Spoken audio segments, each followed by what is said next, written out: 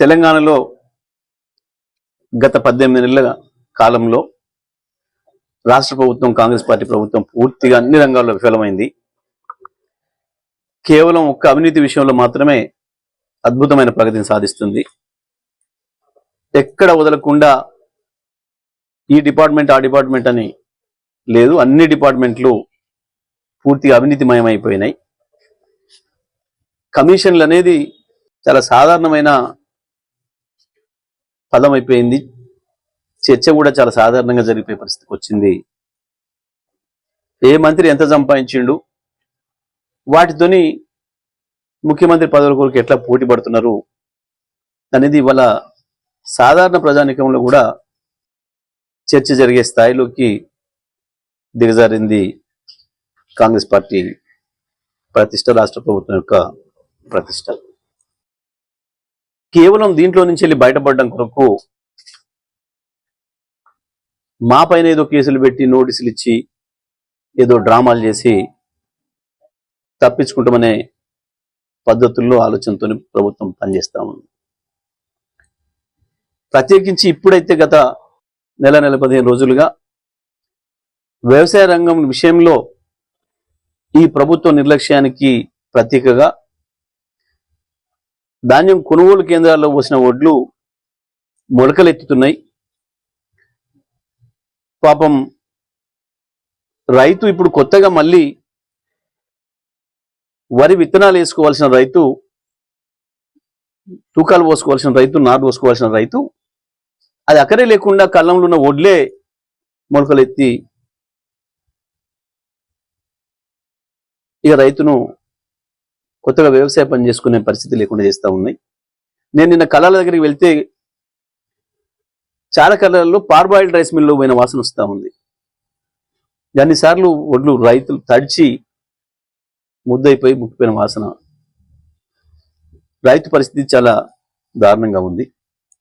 మరొక వైపు నెమ్మదిగా ముఖ్యమంత్రి, మంత్రుల అవినీతి బయటపడుతూ బహిరంగంగా దొరికిపోయే పరిస్థితికి వస్తూ ఉంది. ఈడీలో ముఖ్యమంత్రి పేరు పెడితే కూడా దాని నుంచి తప్పించుకోవడం కొరకు బహిరంగంగానే మోడీ దగ్గరికి వెళ్ళి ఆయన. వాస్తవానికి కాంగ్రెస్ పార్టీ విధానం ప్రకారం నీతి ఆయోగ్ మీటింగ్లకు వెళ్లే పని లేదు. ముఖ్యమంత్రి స్వయంగా అసెంబ్లీలో చెప్పినాడు, తెలంగాణ ముఖ్యమంత్రి గత శాసనసభలో, ఆ నీతి ఆయోగ్తో ఏమీ లేదు, దానికి పోయి అక్కడ లేదు అని వాస్తవానికి బహిష్కరించిండు గత నీతి ఆయోగ్. మొన్న వాళ్ళ పార్టీకి కూడా చెప్పకుండా, కేంద్ర పార్టీకి కూడా చెప్పకుండా, వాళ్ళ అధ్యక్షుడు కూడా చెప్పకుండా పోయి మోడీ కాలం ఇవ్వడొచ్చిండు, దాన్ని ఇరికివద్దు అని చెప్పి. మరొక వైపు అందాల పోటీలని చెప్పి పెట్టి ప్రపంచం ముందట పరువు తీసే పరిస్థితి తీసుకొచ్చిండు ఈ రాష్ట్రంలో. అది కూడా నిర్వహించలేని దుస్థితి ప్రభుత్వాన్ని.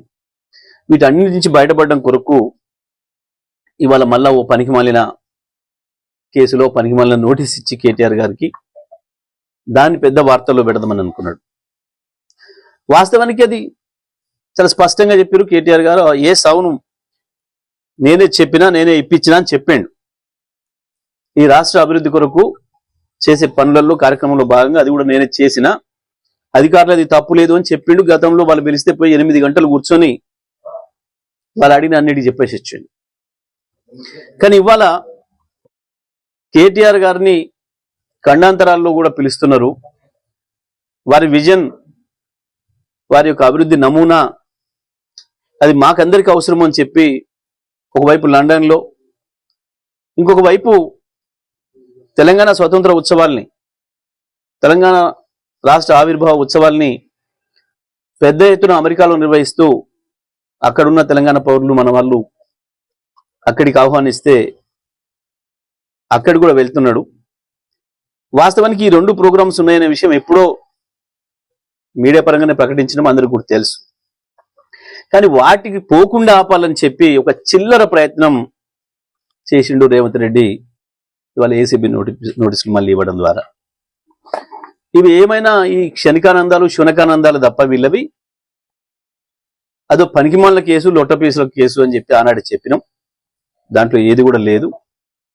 కానీ కేటీఆర్ని అడ్డుకుంటామని కేటీఆర్ని ఏదో వాటికి హాజరు కాకుండా ఆపాలని ఒక చిల్లర వేషం, ఇది చిల్లర ప్రయత్నం. ఇటువంటి పనికి మాలిన చిల్లర పనులతోని మీ ప్రభుత్వానికి ప్రతిష్ట రాదు, మీ కాంగ్రెస్ పార్టీకి పేరు రాదు, ఇంకా అబాస్ పాలవడం తప్ప ప్రజల్లో అంతకుమించి ఏమీ జరగదు. ఇప్పటికీ నవ్వుల పాలైనరు. మీకు సోయలేదు కావచ్చు, మీరు ప్రజలు ఏమనుకుంటారో వినడానికి మీకు ఇంట్రెస్ట్ లేదు కాబట్టి వింటలేరు. కానీ ప్రజలు మీ గురించి మాట్లాడుతున్న భాష, మిమ్మల్ని తిడుతున్న తిట్లు, మీకు పెడుతున్న శాపనార్థాలు కళ్ళాలలో రైతాంగం కావచ్చు, ప్రజలు కావచ్చు, అవి నిజంగా కనుక మీరు ఆ చెవులకు అడ్డం పెట్టుకున్న గుడ్డలు తీసేసి వింటే గుండె బగిలి చేస్తారు.